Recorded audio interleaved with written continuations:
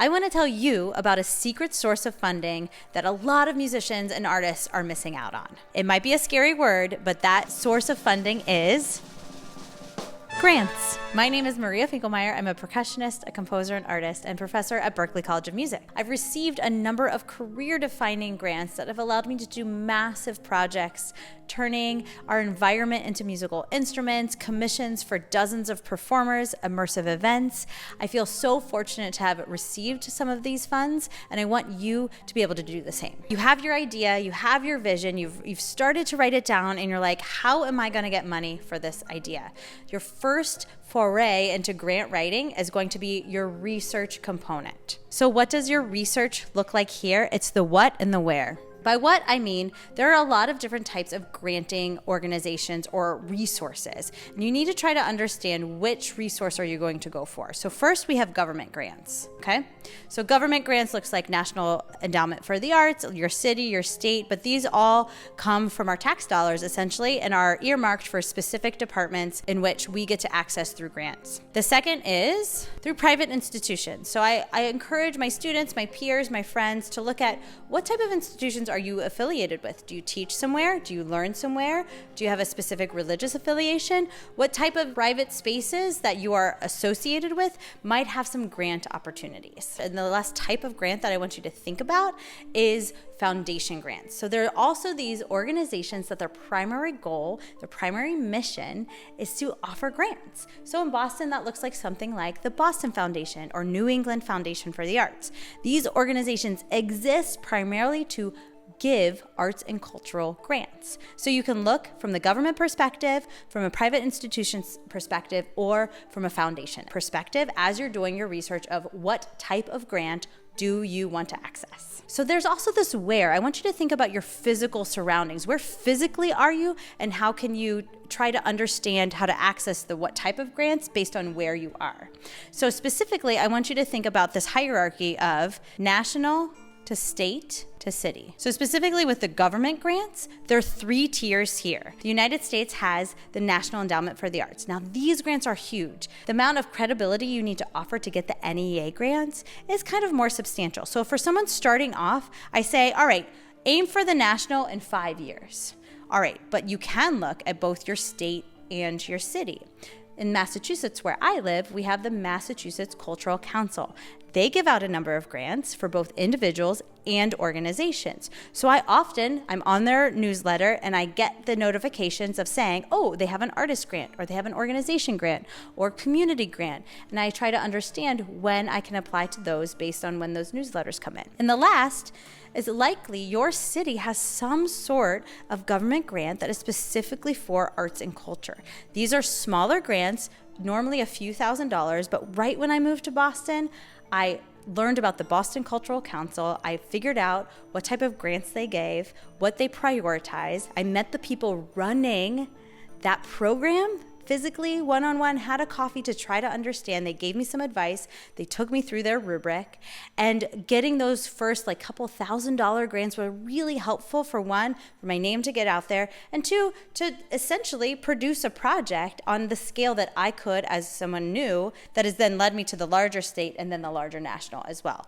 And other than that, I do want you to just focus on where physically are you. Every city, every sort of community is going to have a different landscape. So look at the what type of grant and then look at where they are and where you are. And for all of this, Google is your best friend.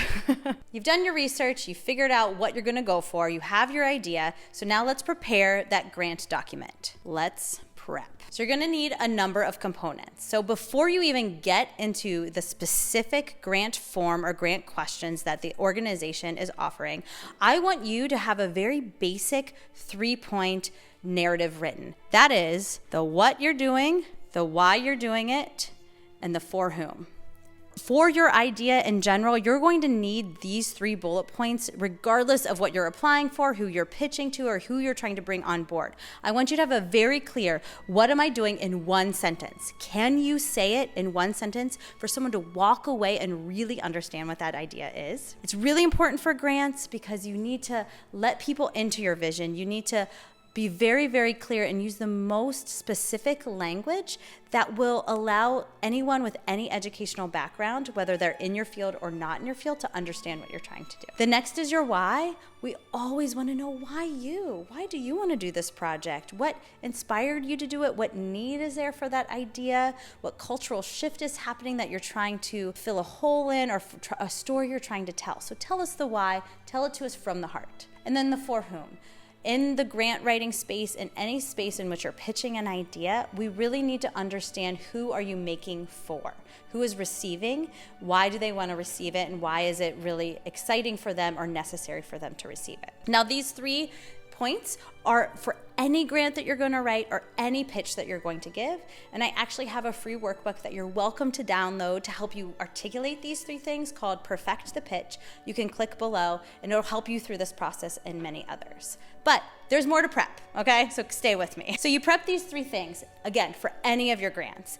And then you're going to need to get specific. So every grant proposal is going to have a number of questions, anywhere from like 2 to 10 questions that you're going to need to answer that essentially align your idea with what that opportunity holds to be true and interesting. For example, the Boston Cultural Council wants people of Boston to really benefit from your idea.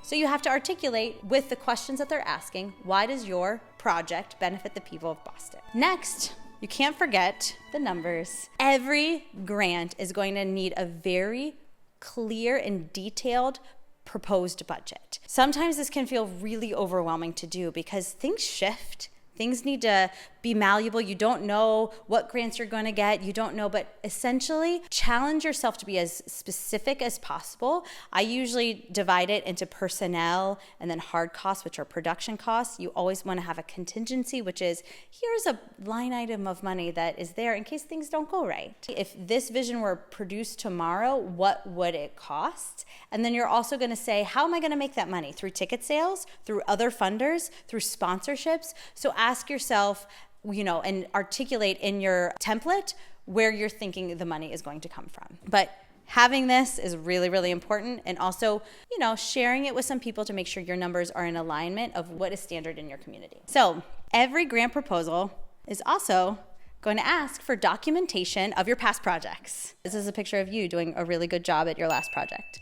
And I want you to have some sort of file, some sort of folder on your computer that is the documentation from all of the successes you've already had.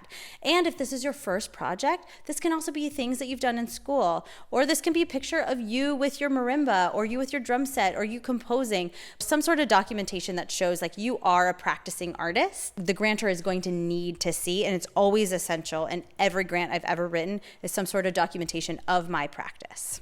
And lastly, I'm going to try to draw an ear. That's an ear. Boop, boop, boop. That's an ear. Looks like an ear. Listen, you need to let other people read and hear about your idea. So articulate your idea to at least 2 other people. Give 2 other people your proposal and make sure that they can understand it. Let your idea be heard by at least 2 trusted colleagues, because that will also give you the feedback of, did that translate? Did my what, why, and for whom? Did that really make sense? Did I answer all the questions clearly? Do you understand my budget and where all the money is going? Hey, do you understand my aesthetic through my documentation? So don't, be afraid to share your proposal with trusted people within your kind of community or within your group of individuals. So 2 huge things to remember when you're going for grants. The first is just to make sure that your mission is aligned with the mission of the grant funder. That means make sure you authentically find connection between what you're doing and what the funder wants to give to. If it's not there, you're kind of wasting time for both yourself and the people reading. The second, write it, submit it, forget it. All right? I have been rejected to dozens upon dozens of grant funding opportunities. I've also received a lot of grant funding opportunities, but the cycle of actually submitting to actually receiving the fund can be months at a time. And it's really, you need to free yourself of the pressure. So write it, submit it, forget it. And then when you do get that, you got the funding or you get the rejection, it's like, okay, that is just another data point in my journey as an artist. It does not articulate my value at all.